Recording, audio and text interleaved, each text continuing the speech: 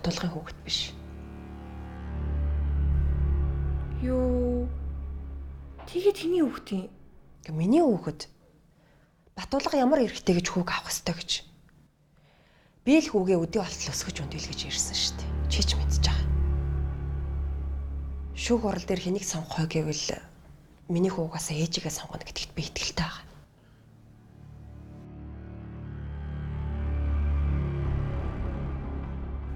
Дараагийн эрг Японы иргэн Сатоши компани байгуулж байгаа.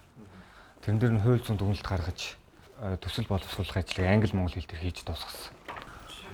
Мөн захиргааны иргэн шүүхэд ирсэн иргэн Батсүхийн эзэмших эрхийг хүчингүй болгосон асуудлыг нэхэмжлэг гаргаж хууль зүйн тусалцаа үзүүлж эхэлсэн байна. Ойлголоо. Уул уурхайн басны хэрэг дээр манай ажилтан лаваа ажиллаж байгаа. Тэгээд захиргааны хэрэг юм лээ. Бас энэ гэр бүлийн маргаантай асуудал. Үйлчлүүлэгч нь гэрэлтэй цуцлах хүсэлт гаргасан байна. За баярлалаа.